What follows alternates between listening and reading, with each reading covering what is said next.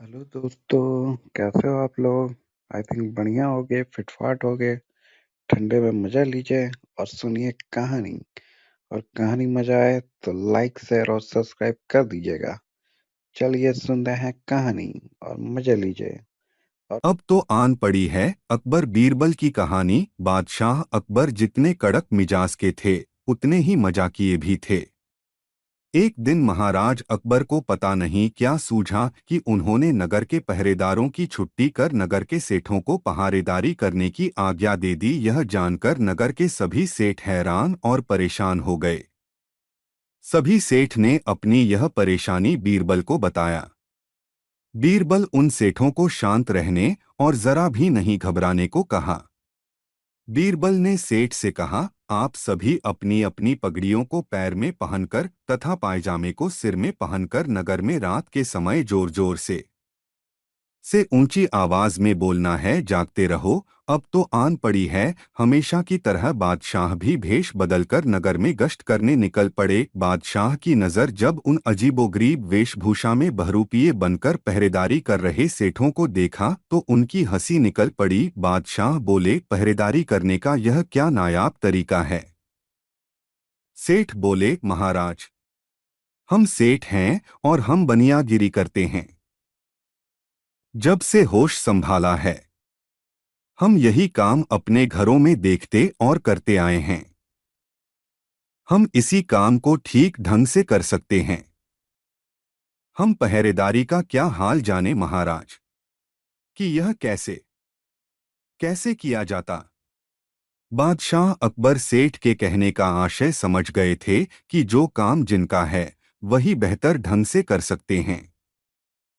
कैसे लगी दोस्तों कहानी? अच्छी लगी तो लाइक शेयर और सब्सक्राइब कर लीजिए। चलिए सुनते हैं और एक मज़ेदार कहानी सुनिए और उस कहानी से सीखिए, क्योंकि ये कहानियाँ प्रेरणादायक है, आपको कुछ न कुछ ज़रूर सिखाती है। तो सुनिए और सीखिए कहानी के माध्यम से कुछ जानकारी जो आपके जीवन में काम आए। चलिए सुनते हैं और एक मज़ेदार कहानी, ऊंट की गर्दन। सुनिए और मज़े लीजिए। कहानी सुनने से पहले सब्सक्राइब ज़रूर से कर लीजिए। चलिए सुनो। ऊंट की गर्दन। अकबर बीरबल की कहानी। बीरबल अकबर के दरबार के नवरत्नों में से एक थे। बीरबल अकबर के बहुत ही प्रिय रत्नों में से थे। उनके वाक्पटुता, हाजिर जवाबी से बहुत प्रसन्न रहते थे। इसलिए उनके हर सवाल के जवाब के लिए वह उनको इनाम दिए बिना नहीं रहते थे। एक दिन अकबर ऐसे ही उनकी हाजिर जवाबी से प्रसन्न होकर बीरबल को इनाम देने की घोषणा की। मगर यह घोषणा बस घोषणा होकर ही रह गई। महाराज अकबर बीरबल को इनाम देना भूल गए, मगर बीरबल अपना इनाम लेना नहीं भूले। बीरबल बहुत ही कशमकश में थे। वे यही विचार करते करते रहते कि महाराज से कैसे अपना इनाम प्राप्त किया जाए। एक दिन महाराज अकबर और बीरबल नदी के किनारे घूमने के लिए निकले। अकबर ने वहां ऊंट को विचरण करते हुए देखा। उसको देखते ही अकबर के मन में एक प्रश्न उठा कि ऊंट की गर्दन टेढ़ी क्यों रहती है? बाकी प्राणियों की तरह गर्दन सीधी क्यों नहीं रहती? बीरबल के कुशाग्र चतुर मन ने इस प्रश्न के जरिए अपना इनाम हासिल करने के बारे में सोचा। बीरबल ने कहा, महाराज, सदियों पुरानी कहावत है, अगर कोई प्राणी वादा करके भूल जाता है तो धीरे धीरे उसकी गर्दन अपने आप ही टेढ़ी टेढ़ी होने लगती है। जरूर इस ऊंट ने भी किसी से वादा करके भूल गया है, इसलिए इस ऊंट की गर्दन टेढ़ी है। किसी से किया हुआ वादा भूलने की यही सजा है। बीरबल के इतना कहते ही अकबर को अपना भूला हुआ वादा याद आ गया जो उन्होंने बीरबल से किया था। अकबर ने बीरबल से जल्दी महल लौटने को कहा। महल में पहुंचते ही अकबर ने बीरबल को उनकी इनाम की राशि प्रदान की और कहा, मेरी गर्दन तो ऊंट की तरह टेढ़ी नहीं होगी। बीरबल से इतना कहकर अकबर ने जोर की ठहाका लगा दी। कहानी कैसे लगी दोस्तों? तो सब्सक्राइब कर ले। चलिए सुनते हैं और एक कहानी, अकबर का साला। अकबर बीरबल की कहानी। अकबर की बेगम का भाई अर्थात अकबर का साला हरदम यही फिराक में रहता था कि कब महाराज अकबर उनके चहेते बीरबल का स्थान उसे सौंप दें। अकबर को यह मालूम था कि बीरबल का स्थान लेने वाले ऐसी तेज बुद्धिमान व्यक्ति पूरे दरबार में तो क्या चिराग लेकर ढूंढे तो भी कहीं नहीं मिलेंगे, मगर रिश्ते में साला होने की वजह से वह उसके सामने ना नहीं बोल पाते थे। अकबर को पता था कि अगर वह ना बोल देंगे तो उनकी प्यारी बेगम नाराज हो जाएंगी। इसलिए जब भी महाराज अकबर को ऐसा महसूस होता कि उनके साले साहब के मन में ऐसी बातें चल रही है, तो वह उनकी परीक्षा लेने के लिए कुछ न कुछ कार्य उनको करने के लिए सौंप देते थे। मगर उनके साले साहब कभी भी उस कार्य में सफल नहीं हो पाते थे। हमेशा की तरह इस बार भी अकबर ने अपने साले को एक कार्य करने को दिया। कारण यह था कि कोयले से एक भरी बोरी को राज्य के सबसे धूर्त और चालबाज सेठ दमदीलाल को बेचकर पैसे लाकर अकबर के हाथ में सौंपना था। अगर यह कार्य साले साहब ने कर दिया तो उसे बीरबल की गद्दी मिल जाएगी।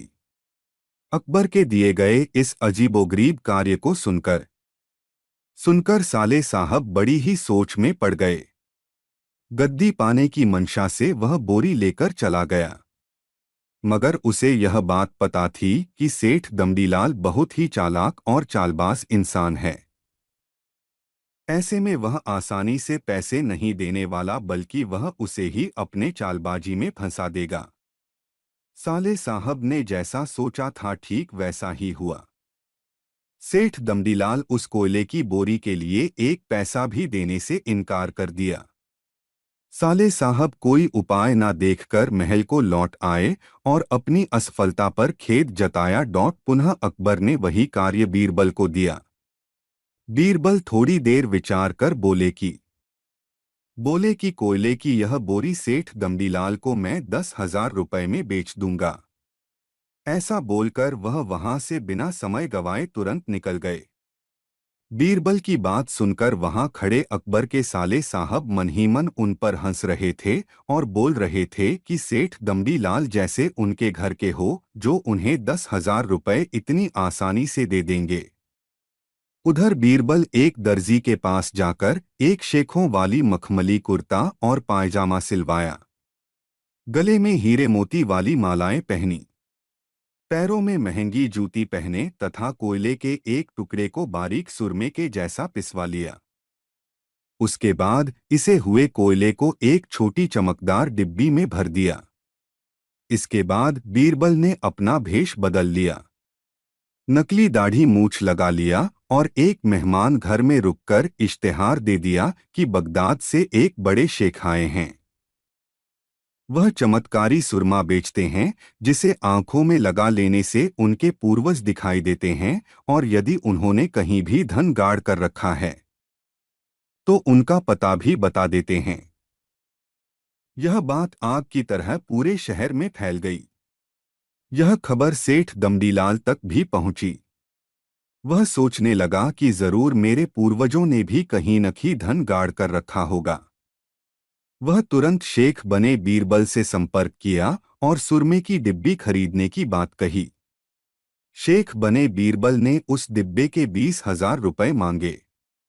मोलभाव करते करते 10,000 रुपए में बात हो गई, मगर सेठ ने भी अपनी होशियारी दिखा ही दिया। कहा, मैं अभी तुरंत आपके सामने यह सुरमा लगा लूंगा। यदि मेरे पूर्वज नहीं दिखे तो मैं अपने पैसे वापस ले लूंगा। बीरबल तो आखिर बीरबल ही थे, उन्होंने भी तपाक से बोला, बेशक आप ऐसा कीजिए, मगर यह सारी बातें शहर के चौराहे पर चलकर कीजिए ताकि और लोगों को भी इस चमत्कारी सुरमे के बारे में पता चले। सुरमे का चमत्कार देखने के लिए चौराहे पर भारी भीड़ जमा हो गई। तभी बीरबल ने ऊंची आवाज में कहा, भाइयों, ये सेठ दमदीलाल है जो अपनी आंखों में यह चमत्कारी सुरमा लगाएंगे। अगर ये अपनी माँ बाप के असली औलाद है तभी इन्हें पूर्वज दिखाई देंगे और गड़े धन के बारे में बताएंगे। अगर असली औलाद नहीं है तो आपको अपने पूर्वज नहीं दिखाई देंगे। ऐसा कहकर बीरबल ने सेठ की आंखों में सुरमा लगा दिया। बीरबल की इस प्रकार की बात सुनकर सेठ असमंजस में अपनी आंखें खोली। मगर देखना तो कुछ था ही नहीं, तो दिखाई कैसे देता। सेठ बड़ा ही धर्म संकट में फंस चुका था। वह दोनों तरफ से फंस चुका था। मगर सेठ अपनी इज्जत बचाने के लिए पूर्वज दिखाई देने की बात कहकर वहां से अपना सा मुंह लेकर चला गया। बीरबल तुरंत उस 10,000 रुपए को लेकर अकबर के हाथ में सौंप दिया और कहा, महाराज, मैं तो कोयले के एक टुकड़े को ही बेचकर 10,000 रुपए बना लिए तथा सारी कहानी शुरू से अंत तक दरबार में सबके सामने महाराज को सुना दी। दरबार में खड़े अकबर के साले साहब बिना कुछ कहे अपने घर लौट गए। एक बार फिर बीरबल ने अपनी बुद्धिमत्ता से अकबर के साले साहब को देखिए दोस्तों, तो लाइक और शेयर और सब्सक्राइब कर दीजिए ना।